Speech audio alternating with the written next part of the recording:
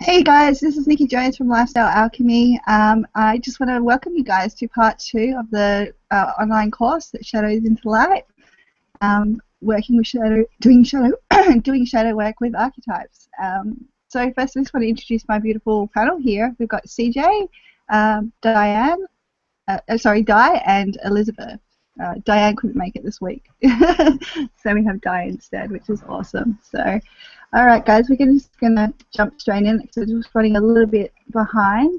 I'm just gonna share my screen. So, if you guys just let me know, thumbs up if you can see that. Yep, cool. Thank you. Okay, so Shadows into Light, Shadow Work of Archetypes, part 2. What I want to do here is actually go into a little bit about, so in the first part of the course, it will also workshop with our guest panelists, we're talking about the victim archetype. Now, while we're discussing this, I started to explain how with what archetypes allow you to see the world symbolically. And before we dive into this week's archetype, I want to talk a little more on what I meant by that and how archetypes do this for us. I probably should just stop. Okay, cool. Stop sharing my screen. So when I was talking about, when I talk about archetypes, you're learning to understand symbolically, to perceive, hear, to speak symbolically, and learning how to function symbolically also. I actually think if people knew how symbolically they're already connecting with each other, they would be amazed. Okay, so for example, you know when you look at a window and a beam of light is shining through, and in that beam of light you see thousands and thousands of tiny particles floating around? Imagine how much of these tiny little particles are floating around in full light, and then if you go beyond that, everywhere. So we're kind of talking billions and trillions of particles. And I kind of think that's a really good comparison to what the symbolic world looks like. That's how populated symbolism is. It's how closely the physical and symbolic realms are. Yet you don't get to see the symbolic world, but it's real and it's there all the time. What most people don't realize is that we function symbolically all the time. It's just we don't see it like that. So as an example, right before we dive into the next survival archetype, which I'm really excited to do, I want you guys to think about this. How many times have you looked at someone and instantly categorized them? So saying things like, that person is such an angel, that person is such a bully, or he's such a hermit, she's such a princess. What a great storyteller she is. That woman sure loves to gossip. We've all said that one. How many times have you done that sort of thing? Like, we do it all the time. We do it constantly, and we actually never do stop doing it. Every time you meet someone, every time you're in a situation, the first thing you do is look for symbolic reference, and we do this, like literally we do this all the time. Many of you have probably been to say school reunions and parties where maybe you haven't seen people for a long time, and when you think about these people, you think about them not just by their names, you think about their patterns. You think of a particular person and you say, well, she is a nurse, like Gabrielle. Another person, he is a teacher, like Rhonda. And she's a mother, like some of you on the panel here. And that guy will be there, and he's just such a joker, and he's a natural at it. And that's what it is. It's in his nature. And as an archetype, it's something that's in your nature. When it's in our nature, it's in your soul. And this is how we see clearly. Clarity requires a tool, and that tool is having the archetype collective. An archetypal language, and that language is symbology. So I hope that clears things up for a few of you out there who didn't quite get what I was going on about when I was talking about seeing the world symbolically. I also did some slides. I had to redo some slides today to point on some points of interest. So I'll just share my screen. And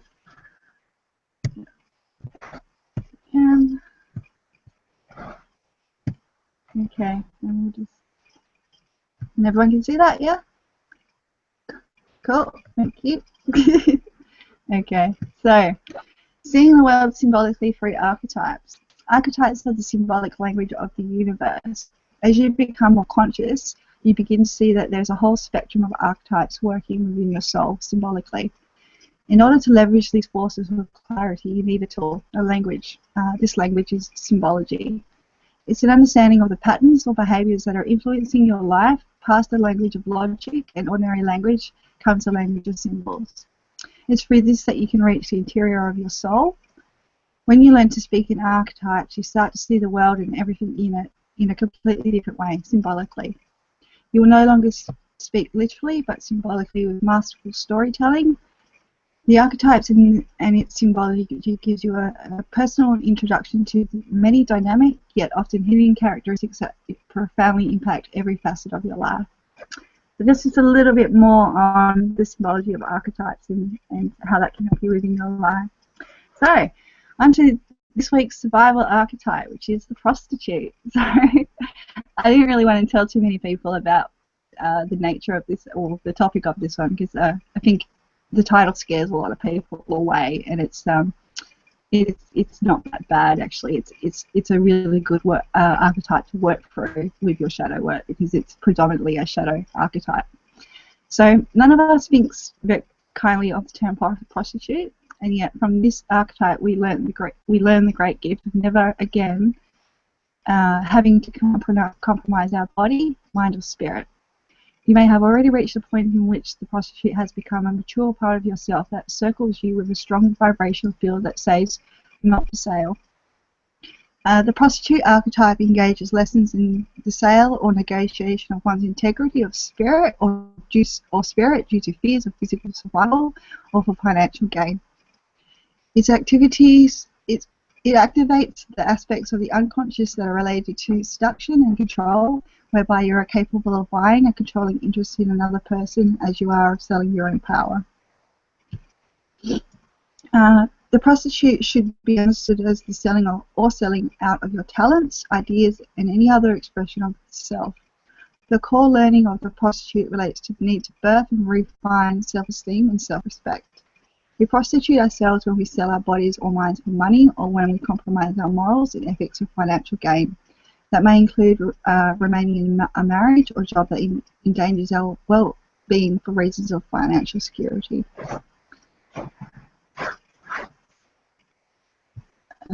Okay, discussion on the prostitute archetype. So with this one, as before, I'm going to open the floor to everyone to jump in whenever they want. So I'm just going to jump in with a few things to start us off and just go a little bit deeper into the prostitute, which is obviously why we're all here. So, okay, so the core issue of the prostitute archetype is how much you are willing to sell of yourself, your morals, your integrity, your intellect, your word, your body, your soul, for the sake of physical security. So the prostitute is the fear that you don't believe in yourself. Not necessarily a physical prostitute, but will you sell your opinion, integrity, or find yourself agreeing with people and or doing jobs you do not believe in for the sake of security and survival? Also, you may marry someone for money and not love, the gold digger, because it's a form of physical security. Staying in a job for security that you know is harmful to humanity or the earth, and these things are really important to you, is prostituting yourself, for example. So this archetype presents us with the opportunity to discover how much of ourselves we are willing to sell or compromise for a sense of security in our external world and internal world. These compromises can involve your integrity, your beliefs, values, loyalties, for example. In a way, the prostitute is a guardian of your self-esteem. So the energy pattern tests us when we doubt that we can care for ourselves. This is what the energy of this archetype does. When confronted with tests of survival issues, it can be vulnerable to understanding our self-esteem. When we are grounded in the belief that we are never alone and that the divine is our constant companion, we cannot be bought. However, when our faith in our own divinity is wavering, the prostitute archetype can put us on alert that we are on steady ground and need to go within to connect with our divinity, our soul, to hold firm with beliefs, I guess you could say. So, by nature, the prostitute wants to understand what you are worth. The most obvious example for the prostitute is, of course, money. As we grow and develop our capacity to consciously work with the prostitute archetype, we find other value systems such as recognition, praise, social status, security, and strategic alliances also. When these systems reveal themselves as self-serving, we turn to more loving values, and this is where we begin to learn our true value and our true sense of self-worth. The light aspects of the prostitute archetype understand that our true worth has nothing to do with things of the world and everything to do with our gifts, wisdom, compassion, generosity, and much more on that level. Knowing what your values and morals are to you is becoming the enlightened prostitute. Oh, I don't even really like the sound of the enlightened prostitute, but it's becoming an enlightened, it's being of that archetype. And what you'll find will actually happen more times than not is you'll progress from the shadow archetype of the prostitute and go into another archetype. So, okay, this is where I have my notes would have been. With occupations, for example, you can say your values, you can say you value helping others, and when you're faced with choosing between, say, a high-paying job, high-powered job in a corporation, and against a break-even job as like a non-profit employee, which would you go for? We want security and to follow our calling. It's our soul's work, but life doesn't always work out that way. The prostitute archetype is the piece of us that knows we have chosen faith, our morals and values over security. This isn't easy, but it gets at the core of who we are. In this case, the shadow prostitute comes out when we choose a job we don't really like for reasons of security over what we really desire doing. Now, this is a hard one because, you know, for people, and we grow up in a society where we're taught, you know, we have you go to school and you get a job and you make money, you used to have a family, and then you support them.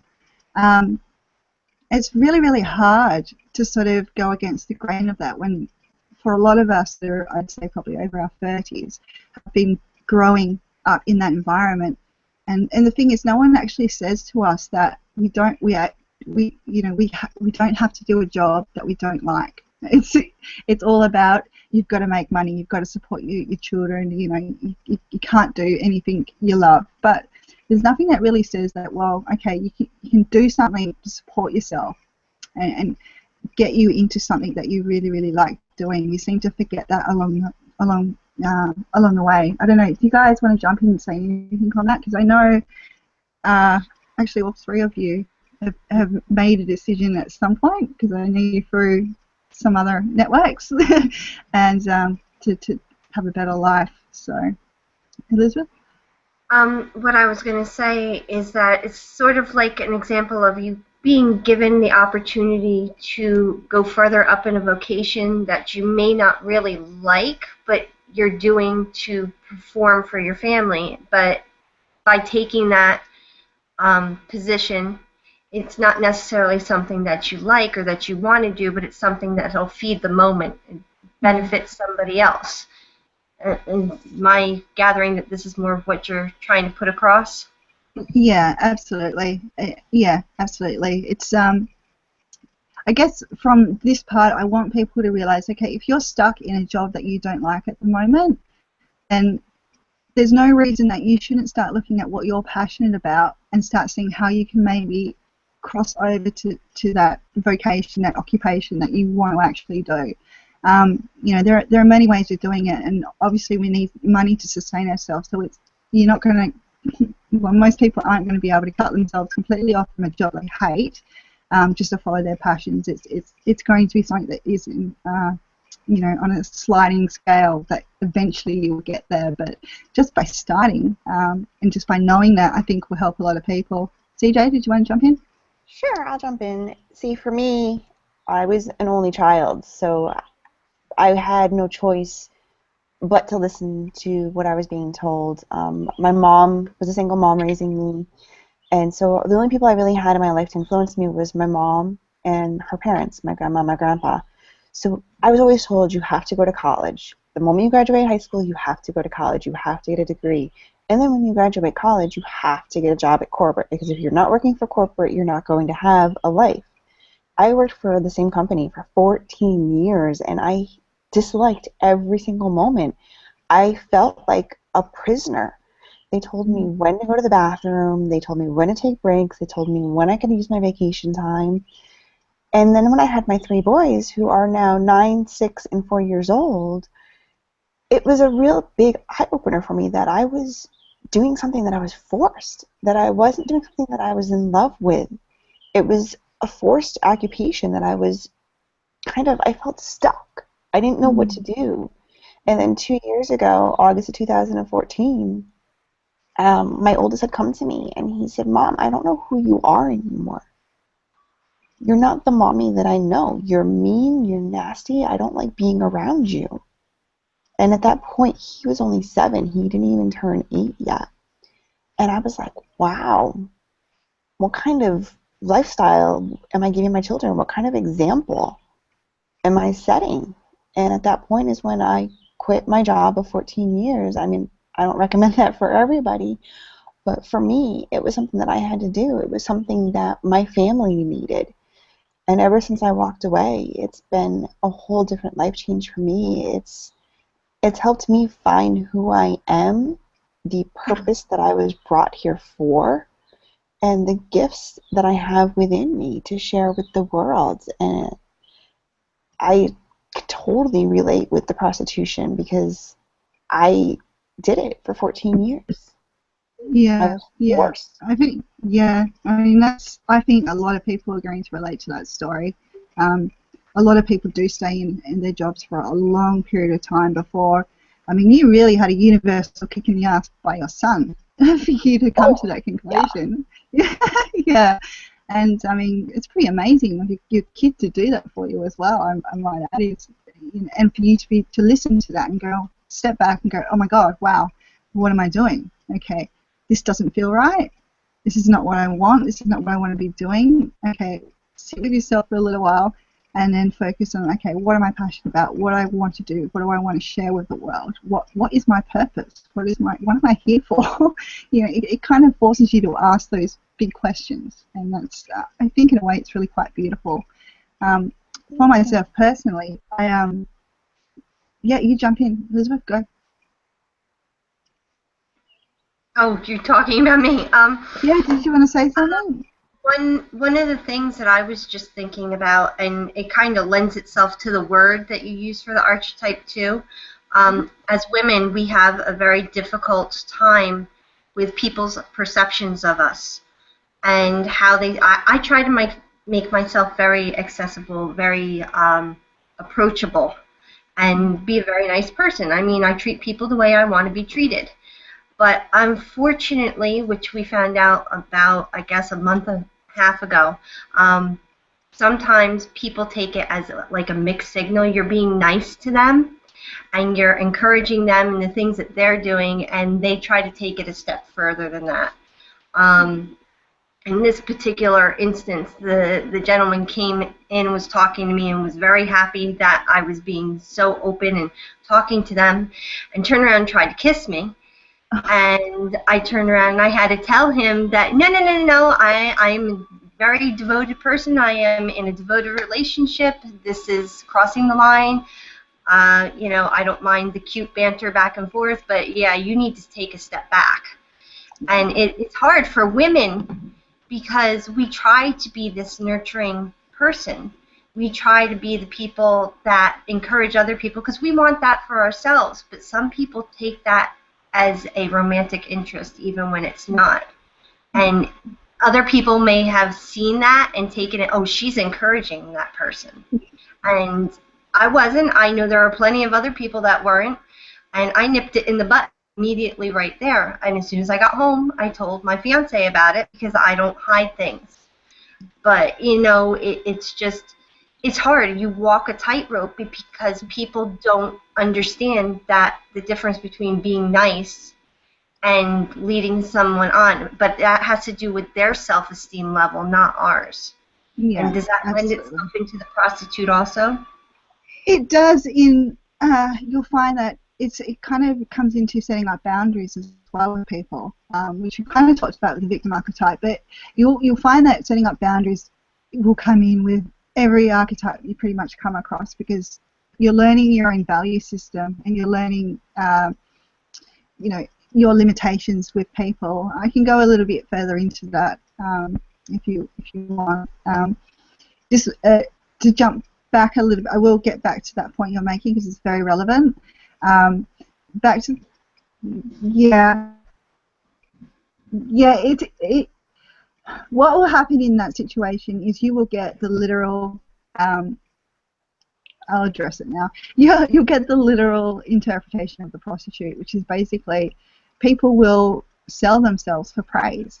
You know, you've set up a boundary and you've gone, and you have your self-worth, you know your self-worth. So you've gone no, but a lot of people go, oh my God, someone's interested in me, and it feels wonderful to have someone all, you know, over me and wanting me, even though I've got someone at home. I really, really like this attention, so I'm going to go down that road. And so the payoff there is because the prostitute is about selling something in return. So the payoff there is the praise and the attention. So yeah, completely and absolutely relevant. So yeah, it's just, this is what I mean about archetypes being so full. They really are. There is so much to them that it blows my mind.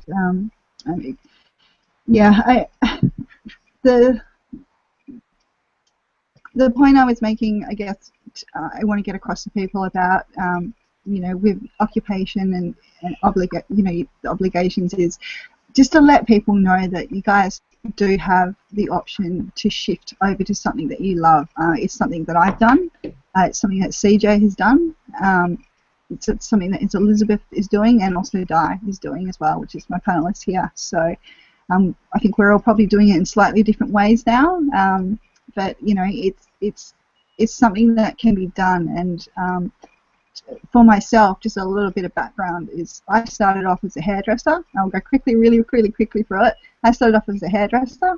I did it as a junior, really young, about 16 years old, and I loved it. And it was awesome. Everyone expected me to be this hairdresser, and then I got into an apprenticeship. And I was actually bullied quite a lot through this apprenticeship, and I stayed in it even though I was being bullied, and it actually caused me to hate what I was doing. I hated being a hairdresser, but everyone had this massive expectation that I was going to be this hairdresser. I wanted to work with models and do the catwalk thing and everything, and I was a big dreamer. But eventually it got too much for me, and I enough was enough, and I headed out of that occupation. So from there I had to do something else, didn't I, to support myself. My parents had moved away at this time down into the country, so I was living with my brother, and so I had to do something else. So I went to secretary school, and I did and I hated that pretty much. Within the first month of actually doing the training to be a secretary, I hated it. But I went through the course and I did the course. I didn't do very well with the course, but I actually got a really good job from it, working with some really cool people in a psychology department. And I did that. I hated that, and in the end, I was actually sabotaging myself, which is another survival archetype that we'll get into. And I was messing up all the time because I wasn't paying attention. I didn't like what I was doing. I loved the people I was working with. I just didn't like the actual work. So basically, because I had stuffed up so much because it was something I didn't like, we had a mutual agreement that it would be better for me to to move on. That's pretty much the first time I was actually fired from it. First and only time that I was fired from a job. So from there, I actually took some time off, and I had a friend who was doing hospitality, working in bars and nightclubs at the time, so I actually jumped into hospitality, something I loved, and I did that for probably a good 10 years. And as I was doing that, I was training in healing and spiritual things and all that sort of thing, and I actually loved working in hospitality, and I was good at it, and I was happy, and it allowed me the time to actually chase my other passions, which were spirituality and healing and all those sorts of things. So it came to a time with that when, and it was really sudden as well, and I think a lot of you will find that when you make the decision to jump ship from a job that's not jiving with you anymore, you'll actually find that it happens really quick. And for me, what happened is I literally had finished a shift at work, and I pulled over into a car park, and I just went, I can't do this anymore. I just can't do it anymore. This is not what I want to be doing for the rest of my life. I was working, 3 or 4 in the morning, going to bed 6 or 7 o'clock, waking up at 1 or 2 and doing it all again. And it was pretty hard on my body, but I did it because I loved it. And but it got to the point where I was thinking, okay, I'm getting on now. I'm getting a little bit older, and I don't want to be doing this full time now. I don't see this as a future for me. And that's when I went into the healing of my job. That was awesome. And from that, I did a brick and mortar business, and I built up a really good clientele. And I love healing. I still love it. And so what I'm doing now is things like this, is doing online courses, because I still do healing for friends. I practice Reiki, crystal therapy, and pranic healing, and different modalities like that. And I still do that for friends, but it came to a point within that as well when I realized, well, I love doing it, but there's no reason why people can't be doing this themselves. So I want to teach people how to do this. So now I put myself on the road, and I'm still on it, where I'm teaching people how to be empowered, how to, live happy lives, how to heal themselves. Because you really don't need to do these courses where you pay hundreds and hundreds of dollars like I did. And I'm just so much happier, and the amount of doors that are actually being opened now is amazing, and it just feels right.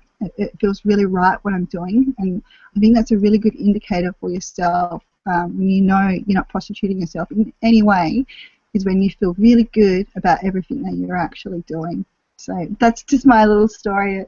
That's pretty much all. I did psychology in there somewhere as well, but I kind of like that, and it helped with the healing, so it's helping me now too. So that was obviously right. But actually, with the psychology, I got to say, I didn't actually like working as a psychologist because of everything being so boxy. So yeah, that didn't go too well with that either. But the information has helped me. So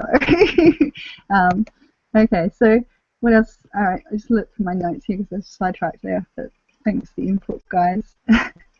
So okay, here's another one. Whenever you feel yourself in a situation where you're nervous about the risk on one hand, and resentful of the security on the other, that's how you know the prostitute is present. I'm getting over a cold. So the shadow prostitute archetype is the voice in your head that is urging you to simply fold and compromise to stay safe. It's in this way, compromising is a great indication that the shadow prostitute is present here. So the light aspect of the prostitute lends a steady hand, okay, reminding you to let go and follow your heart in this situation. So the prostitute can it can become the guardian of faith, so to speak. It helps us understand that security comes in trusting in what is true value, by believing in love, goodness, charity, honesty. By placing our hopes in these values, we engage the guardian of faith, which is the enlightened side of ourselves within this archetype.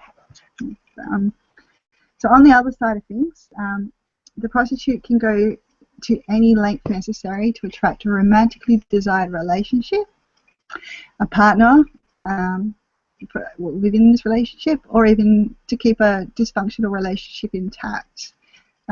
Even though a person may intensely dislike certain characteristics or behaviour, behaviours this person has, whether trying to attract a certain person or it's a person they're already in a relationship with, they continue to act as if they're like best friends and in love, in order to form like an attachment and or remain attached to that person in an intimate capacity for that sense of security and not wanting to be alone without love from a partner.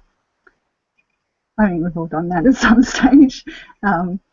Similarly, a person will do the same thing in order to remain attached to a social group and keep up with certain friendships, which we know deep down are more unhealthy than healthy friendships. We do this again out of fear of being alone and the belief it's better to have that person in our life and not to have that person to talk to, go out with, and also the thought that the whole attached social network to do with that person will drop away. So relationships, you can introduce you to this part of the prostitute that might have otherwise remained hidden.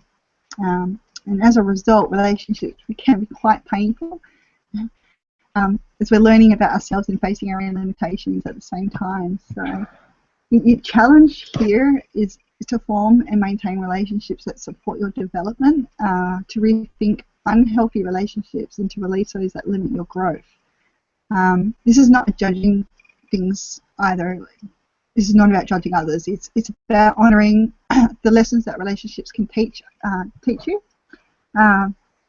and having the courage to turn the shadow prostitute into its enlightened form, realising that you will not compromise your heart and you have the courage to search out people in your life who support you, accept you for who you are, and encourage growth.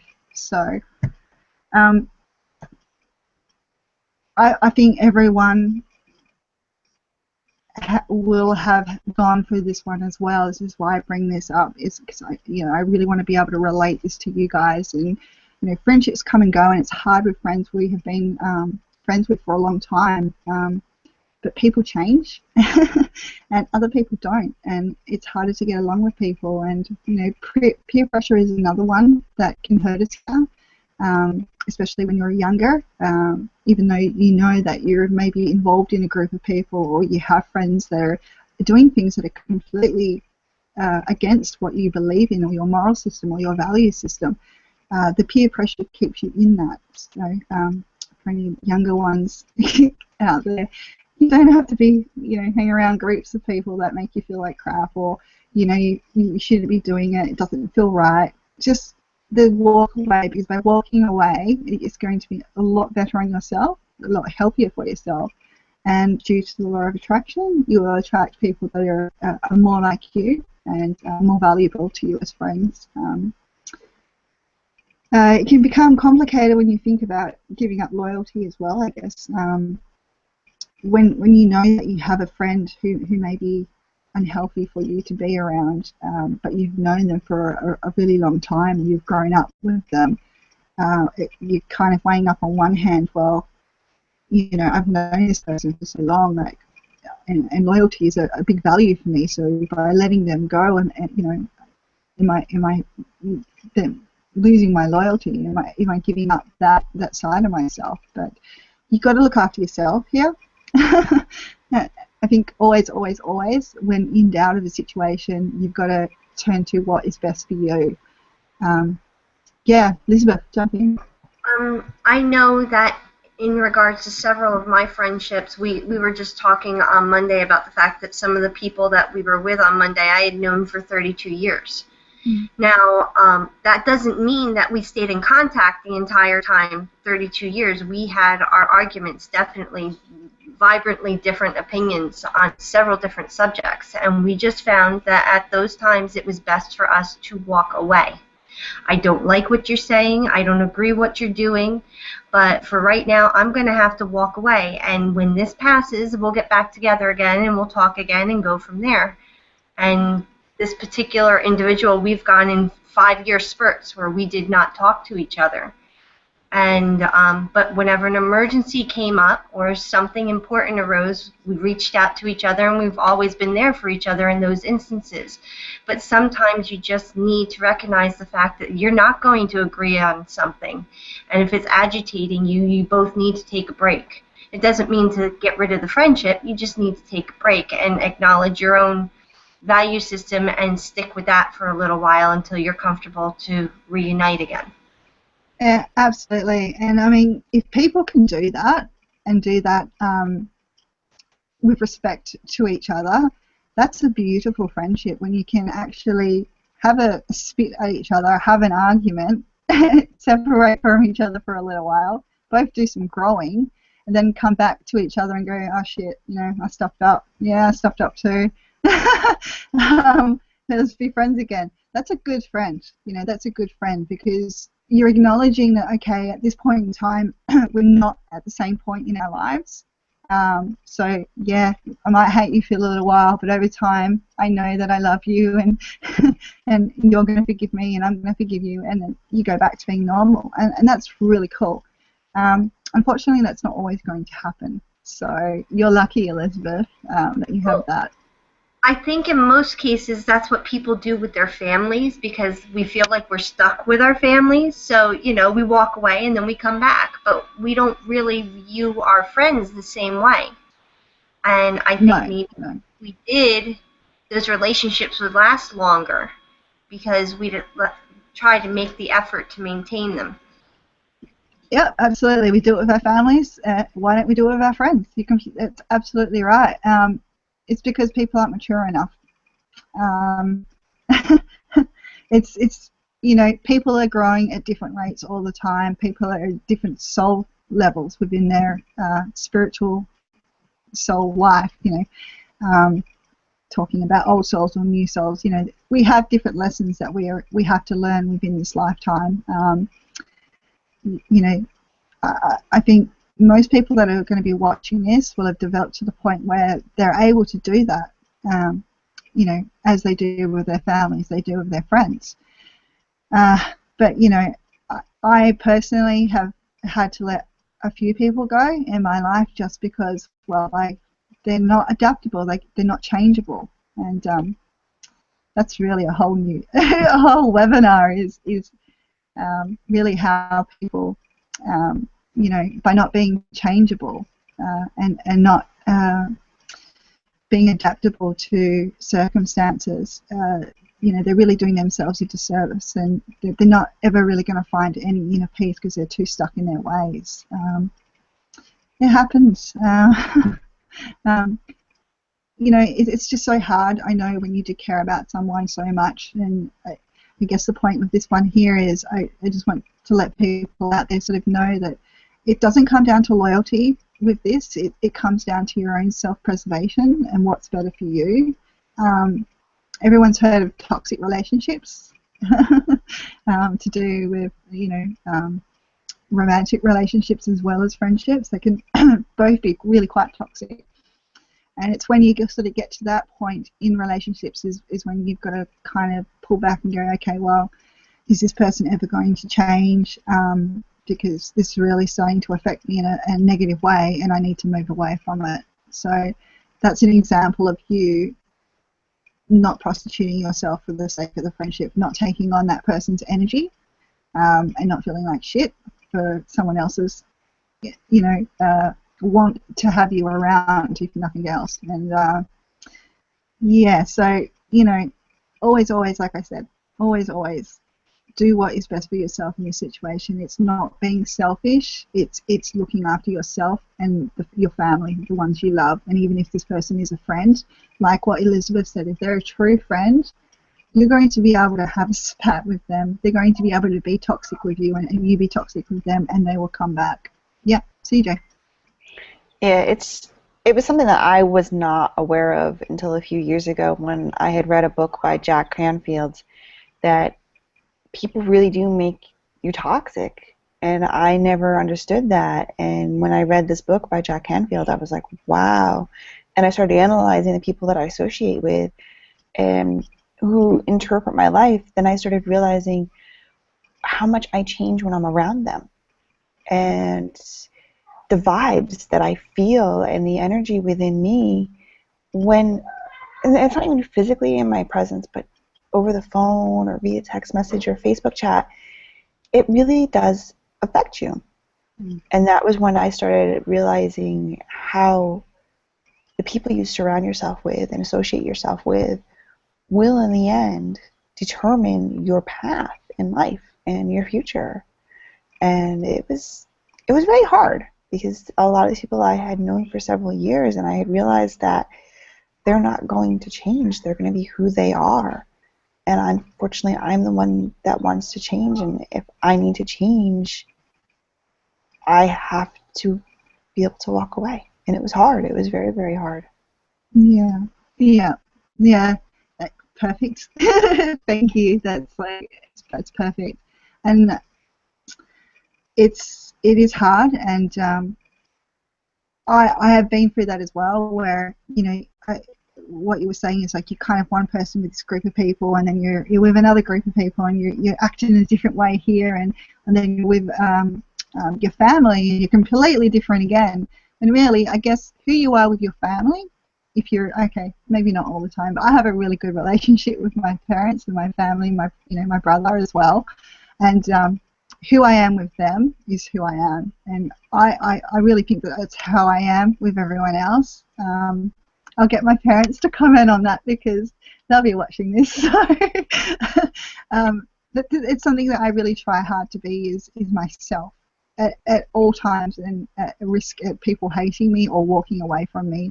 It was a hard lesson to learn as well, because you lose a lot of people in your life through being yourself, because I'm an honest person. If something's not sitting with me right, I'll let you know. And I think Elizabeth's the same. CJ's the same now too.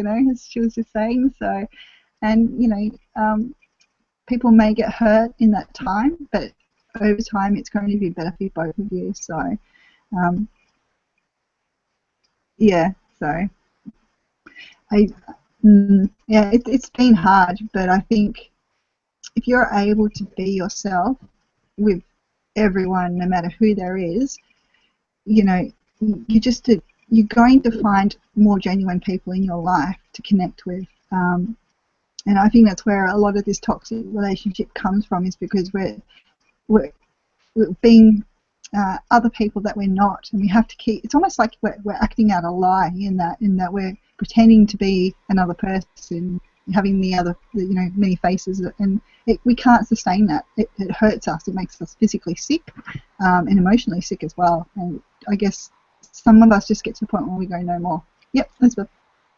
What I was going to say is part of the toxicity is based on relationships. Like my previous relationship, when we had a problem, he wouldn't discuss it. He would just tell me to decide what the problem was myself and just go from there. And that's not how it works, because you're constantly worried about what's going on, what's your fault, what's their fault, and there really isn't any particular faults. Now, when Charlie and I started seeing each other, we made a deal up front, which people keep laughing at us for. But the deal was that as soon as something made either one of us uncomfortable, we would discuss it. We'd find out why it made us uncomfortable, what was going on, what behaviors each of us could change to modify to put us both in a comfortable place. And we've done that since day one. It's been a year now, and as CJ's laughing at me, 2 days ago I married him. So, we do not fight. We absolutely do not fight, and people are amazed. And my previous ex kept telling me that I was toxic and that I was a drama queen and all this stuff. And now where I'm dealing with the majority of people, they come to me because I'm the calming force. Mm-hmm. I'm the person that puts everything into perspective. And it's like, you're reacting to this because you're expecting people to be on the same level as you. They're younger than you. They don't have these experiences. You need to chalk up the fact that they don't understand. And if it bothers you, tell them and tell them why. And you'd be amazed that just discussing it and realizing how these tiny little triggers affect each other, and you're not even aware of it, gets rid of the anxiety and the negativity and everything. I mean, we don't fight at all. We don't always like what the other person's doing, and we tell them immediately, but we don't fight. So it's amazing how liberating it can be and how much joy it can bring into your lives, because as soon as you acknowledge what the problem is, it disappears because you're now working together to fix it. Yeah. And see, how did you get to that point as well? Is from being in a relationship that wasn't working, and eventually you got to the point, obviously, where it's like, enough's enough.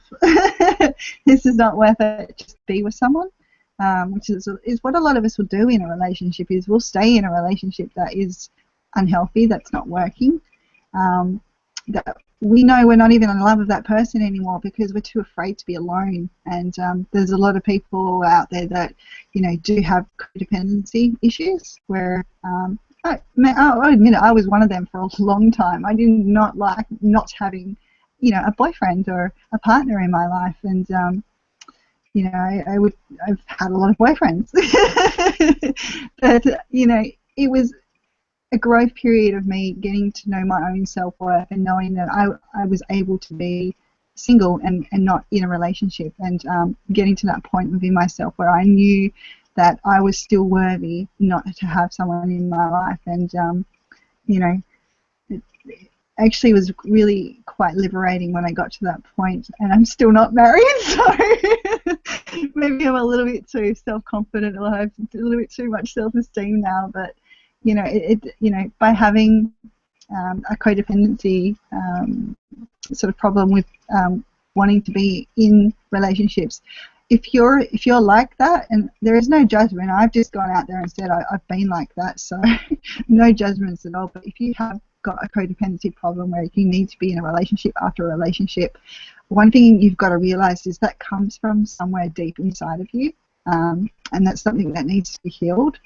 and that you are prostituting yourself for the attention and for love, and you need to know what the source of that is. So that requires some deep work, and sometimes if you're not going to be up for that, then you're going to have to do it in little chunks, but eventually you'll get to a place where when you realize you are enough. And I think that is the main point, is believing that you are enough.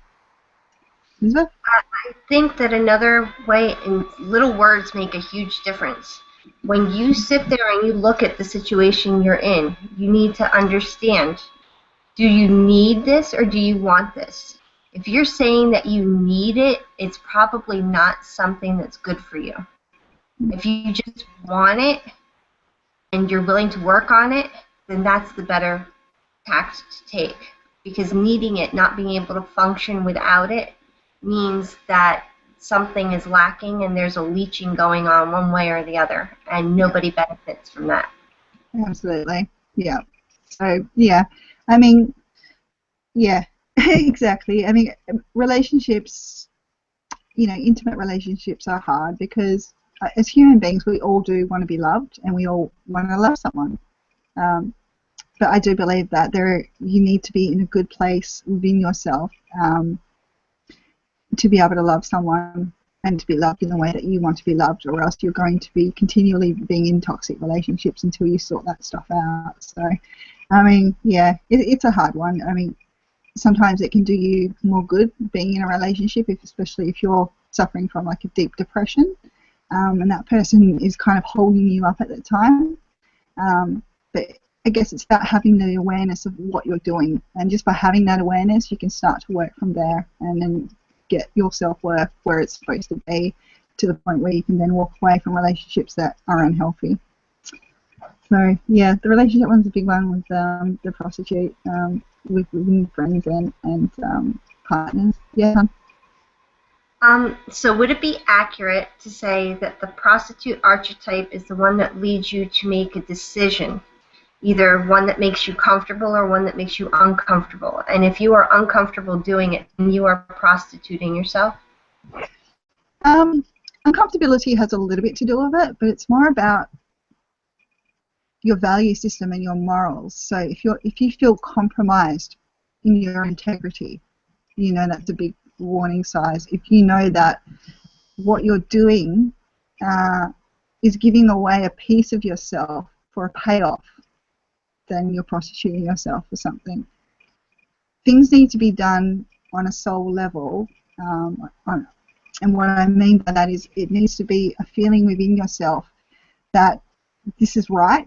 It's a gut feeling. It's trusting your gut and knowing that what you're doing is right. It's when you start going back and forth with different things and trying to rationalize things as being right. It's not right. They're not always going to jump out at you. They can be very subtle, but it is a payoff. The traditional prostitute obviously is sex for money. It's a payoff for something that you're getting in return for. So within relationships, it's love and attention. Within friendships, it can be the social group that you're attached to, having people to go out with and have fun, but you don't really like them that much, or something about their characteristics is annoying to you. And if you're truly friends with people, then you're going to love them for who they are no matter what, right? And if you're truly in a loving relationship, you're going to do what Elizabeth does and talk openly together, because that feels right. You're not going to keep it bottled up because you think you're going to upset someone, and that person then might break up with you, and that's going to be the end of your world. So,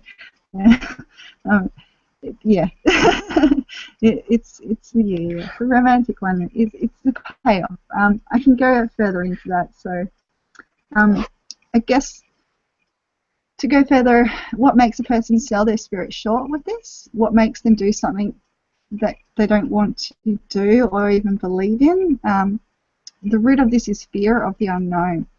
When you are afraid to be who you are, you attract this fear, and that creates the shadow prostitute that blinds you to truth, which is your spirit, your divinity, and your soul. So when a person in the survival mode is in the survival mode and cannot find their inner strength to live their truth, it's an illusion of your true self. It's denying the power that resides within you. So in this state, you are afraid of becoming big, I guess, and empowered, and to make your own decisions. When one finds their inner strength, is able to learn from the shadow prostitute in this way, we realize that our inner spirit and inner voice is more important than following the leader, so to speak, and someone else's opinion has no power over us anymore. So you are no longer afraid of surviving by yourself and finding out who you really are. There are some that prostitute their power. So just to skip on to another one, because this is one that's really interesting, I find. There are some that prostitute their power over other people, using their influence and money to manipulate another person's loyalty. CJ, you're going to get this. They manipulate another person's loyalty, support, or even silence in order to have their own way, and by means of self-gain. They prostitute their power to put another person in the position of compromising him or herself in order to gain power over that individual. So can you be influenced or willing to give up your own power when it comes to selling your creativity by way of letting someone steal your creative ideas and taking credit for them? Your opinion being used as another original thought is another one. To further themselves, letting yourself be silenced for another person's gain, or to keep their own integrity intact. Giving your wisdom by compromising your own integrity when asked to do so. These are things that truly test our moral fibre and alert us to how abusive and vulnerable we can be when it comes to our own personal power, and how strong the shadow prostitute can be within an individual.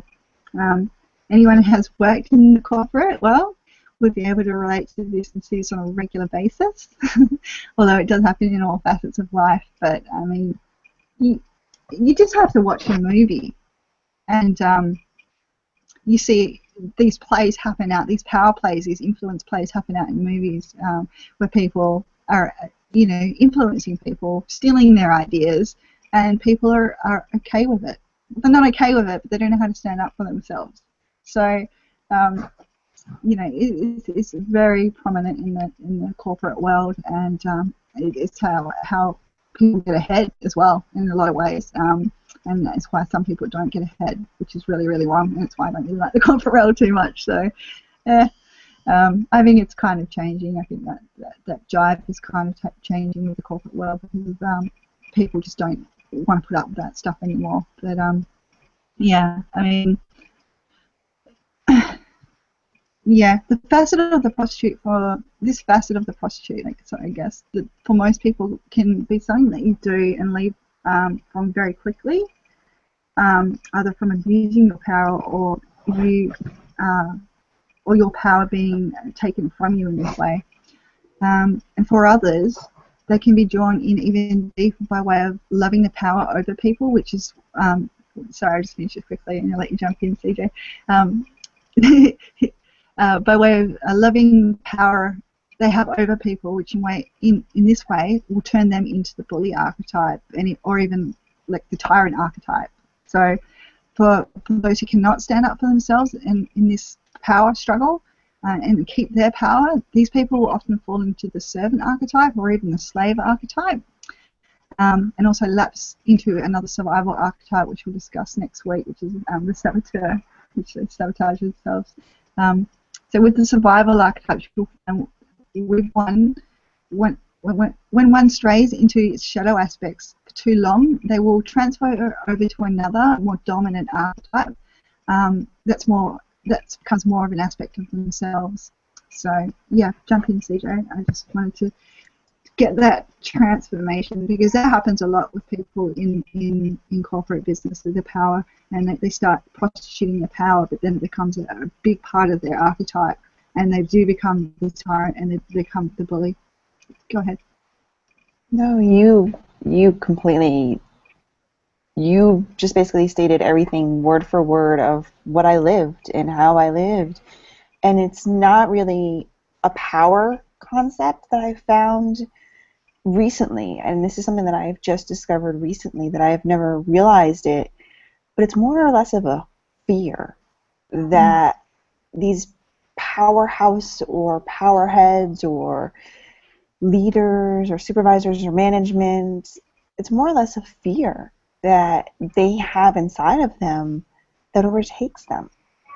And I had that same exact fear. It was, oh my gosh, I'm going to lose my job. How am I going to support my family? What money am I going to have coming in? Or am I going to be able to, if I do that, will I go up the ladder of success within the company? There's always some sort of fear.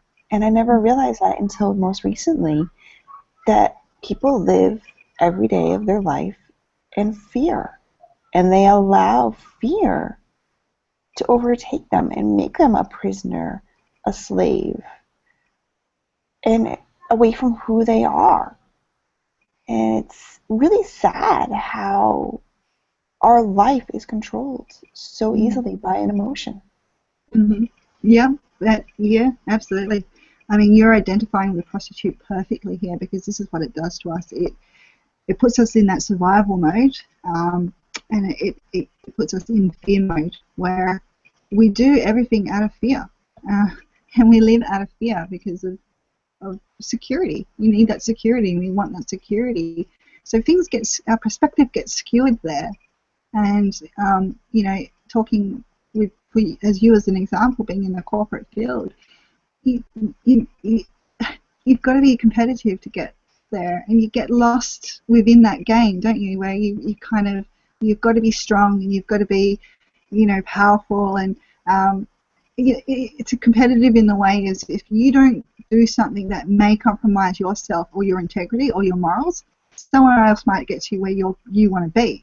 And you forget that it's a moral and integrity question. It's more about, survival and the fear of not getting to where you want to. So to say that's what you went through? Yeah. Totally. I mean, if you didn't jump up your game and be so-called, in my situation, because we're females, bitches, it's you didn't get the respect, because 90% of corporate management are men, and they really don't care about what your viewpoint is or what you have to offer unless you step up to the plate. And a lot of women, including myself, did what they told me to do because I thought that's how it was supposed to be. Yeah. And it's not. It's a hard lesson. Yeah, it's a hard lesson. And it's not meant to be like that. And I mean, that would have felt natural to you for a long time, I'm guessing. And then after a while, it would have been like, shit. Well, these guys are really, really chewing me up, And then you do have to pull on the bitch. You've got to put on bring out the bitch to get on top, because that's what they're going to relate to, isn't it? It's what they're going to see as being competitive. And, you're a softie. You're hard, but you're a softie. So that would have been. I mean, I don't think I would know you back then in that sort of situation, because you are a very caring person. You know, every time I've seen you, you're just so. How can I help you? You know, it's so good to see you. Give me a hug. You used to come up to me and just give me hugs for no reason. I have a picture of it. So, yeah. I still have that picture. I look at it all the time. Yeah. So, you know, this is the way we compromise ourselves. I mean, obviously it was not you, and you managed to pull yourself out of that, which is great. And now you're able to be the person that you're meant to be. You know, you're more. I would say you're more in tune with your higher self. And you know, it feels better. It feels good. It feels natural. It doesn't feel forced. You don't feel angry. You don't feel fear anymore. So, None. yeah. Thank you. That's right. You girls right? You want to say anything else there? Cool. Alright, well, I'll start wrapping it up. This has been good. I like. Okay. Okay. So, yeah, we'll wrap it up. So, having the ability to heal the prostitute archetype is knowing where and what is the pattern of your disempowerment.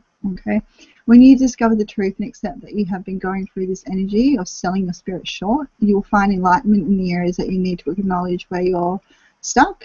I guess acceptance is an important factor in healing, because you are not stuck in denial, and then you can face the truth without shame or guilt. So it's really, really important. And you see, being hard on yourself in this situation is not going to help you, but truly being kind and compassionate towards yourself is the key to freedom of your spirit.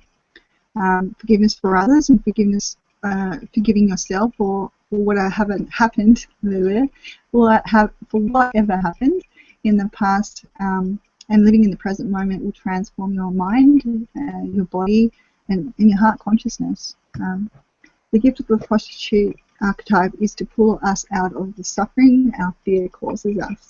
Okay, you can call this the guardian of faith. This enlightened aspect helps us confidently and gracefully refuse the payoff. Pardon me again.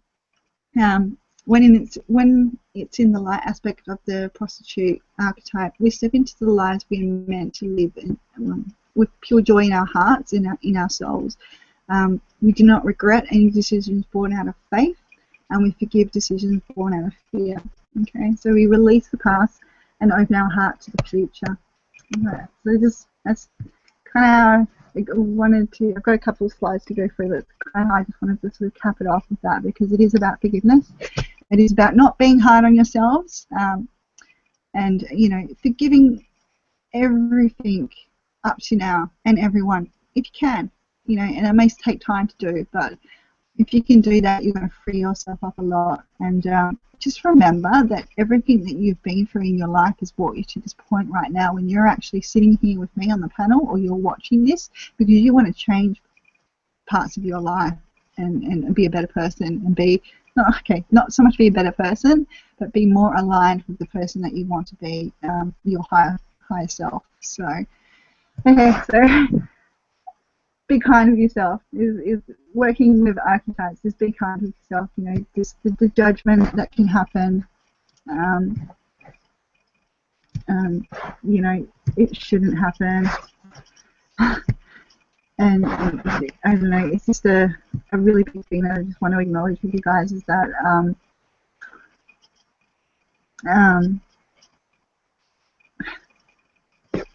you've got to be grateful for all the experiences that you've had in your life, and I know that's really can be a hard one for people, because some people have been through some real bullshit in their lives. But if you can just be soft with yourself and forgive yourself for everything that's gone on, and know that everything that you've been through in your life is something that you've learnt from, and that you're taking something very, very valuable from. If you can do that through this course and with working with Archetype, you're going to learn so much about yourself that you didn't realise, and also you're going to be able to understand people in a different way as well. So just be gentle with yourself, you know, stay present, past is the past type thing, and see, you know. Okay, so I'm showing my screen, that's right. Okay, so that's the discussion. We've done that. Okay. All right. So, oh, hang on. Can you guys see that? Yeah. Awesome. Thank you. All right. Okay. So in identifying the prostitute archetypes, this is what you want to ask yourself when working on this with your own inner prostitute. Have I ever sold out to people or organizations that I did not truly believe in? Have I ever stayed in relationships or friendships for security and or out of fear of being alone? Have I ever remained in a situation that offered me financial protection because of the desire for the financial security? Have I ever put another person in the position of compromising him or herself in order to gain power over that individual? Have I ever bought another person's loyalty, support, or even silence in order to have your way? So we went over those points, but I just wanted to bring these up again so you can work with them. So from a different perspective, have I ever offered to help another who was weakened by his or her prostitute archetype? Do I judge others because they find themselves continually compromising themselves? Do I think of them as weak and myself as the better person? Have I ever felt myself being pulled into a circumstance that would require me to sell out my ethics, but then found myself strong enough to say no? So these are some additional questions you can ask yourself to see where you're at with this particular archetype. So some soul lessons. The soul lessons from this archetype, there are many. We've gone over a lot of them in our discussion, but honestly, I had to redo my slides today because I lost all my work earlier on. So I've only done a couple of the soul lessons here, but by listening to what we've talked about, you're going to get a lot of them anyway. But I could have written 20 on the soul lessons on this archetype. So to start with, you are learning not to sell your soul out because you have a fear of your safety in the physical world. You will not sell your soul by means of selling your creativity, your opinion, your silence, your wisdom, by compromising your integrity. You're learning to say, this is beginning to bother me. This means your soul is talking to you. If your soul is talking to you in this way, it means it is time for you to move on. The prostitute archetype can act as a guardian that awakens you to situations in which you must decide no more. Once you get away from circumstances or persons that cost you too much money, energy, dignity, or time, lasting transformation is possible.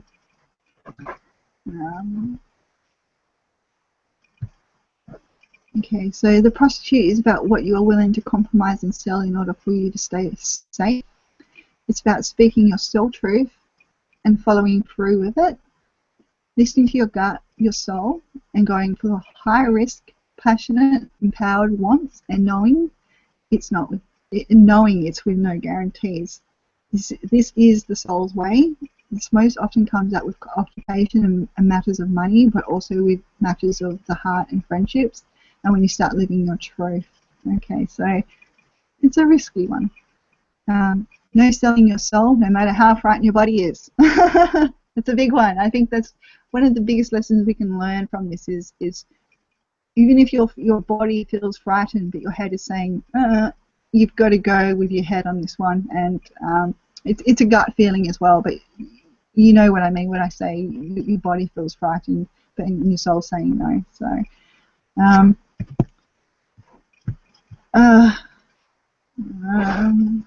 yeah, so I'll just... Did anyone want to jump in on there?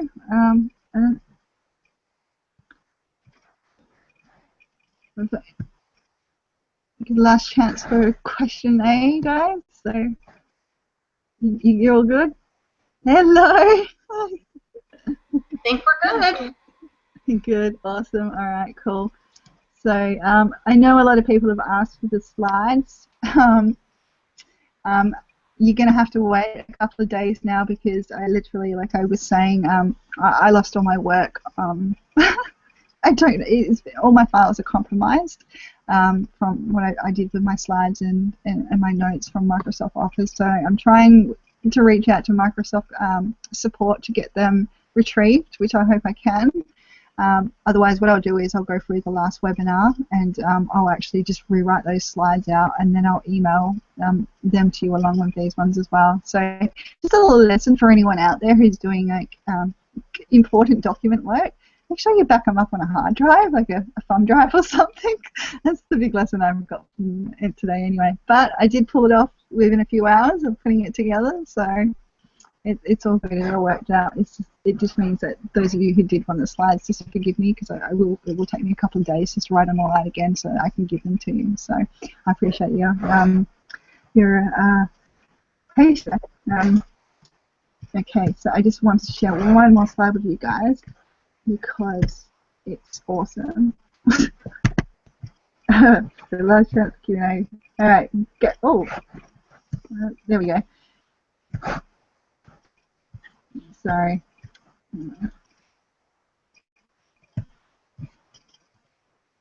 Not liking. See, I'm really not liking. I just badmouth Microsoft Office and just totally went spaz on me. Okay. Wow, it really did spaz on me. Sorry, this thing. Okay, here we are. This is where I want to be. Okay, so Gabrielle Morrison, guys. Now, Gabrielle Morrison from Glowing with Health. Now, she's awesome. I've talked about her in the you guys got to hear from her in the pre-workshop webinar. I also talked about her in a previous webinar, but I just wanted to reinforce it to you guys that if you haven't taken up on these offers that Gabrielle is offering you, go ahead and do it. We're not asking anything of you. We're not asking you to buy anything. This is for you. We're giving this stuff to you. Gabrielle's giving this stuff to you in particular. This is what we want to do. We want to give value to people. We want to help people. So don't be afraid to approach us on things. So I've got the link here for the 3-day cleanse that everyone has access to. You also have access to a 30-minute Skype session with Gabrielle as well, guys. So, all you need to do is contact Gabrielle via her email, which is also up on display there for you guys. And, she will set you up there with a Skype session. Now, I have said it before, but Gabrielle is an absolute professional with her work. She's a registered nurse, and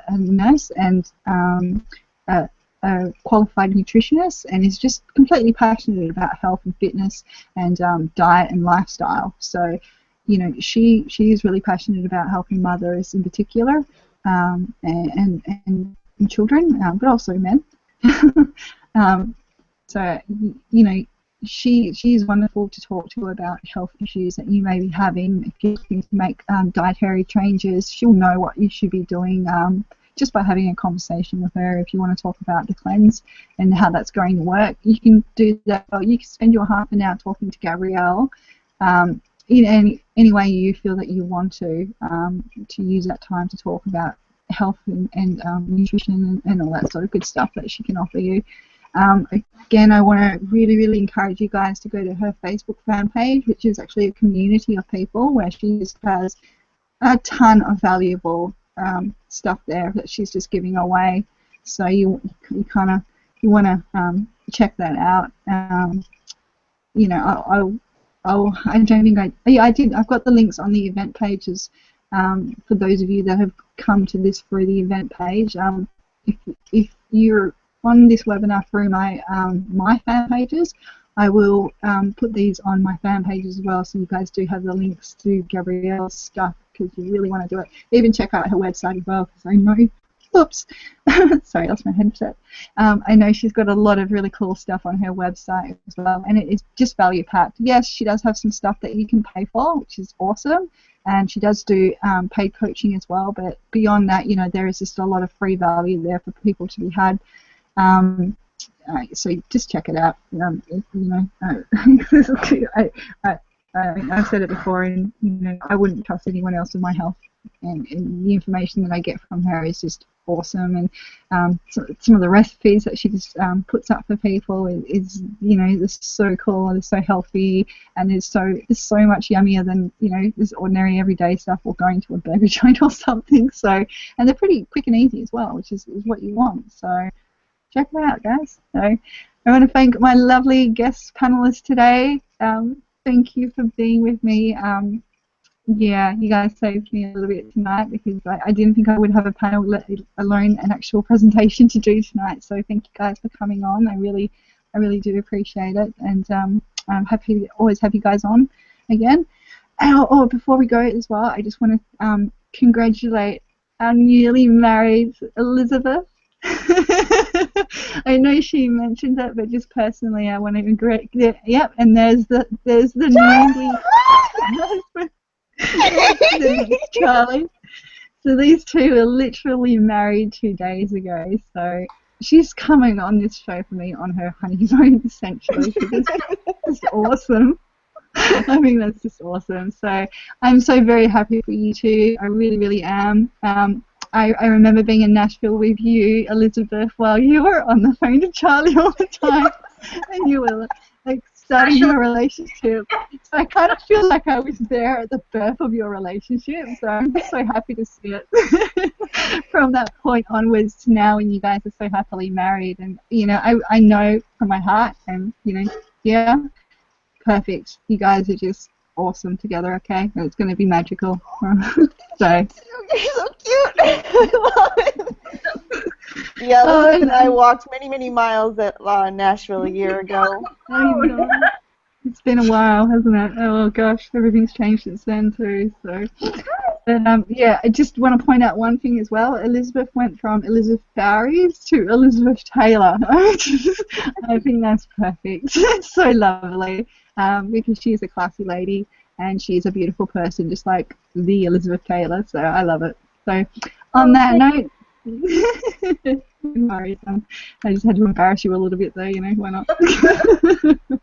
But on that note, guys, for you watching out there, thank you so much for being a part of this presentation and this workshop, and I hope to see you next week when we're going to tackle another survival archetype. Thanks guys, bye. Bye.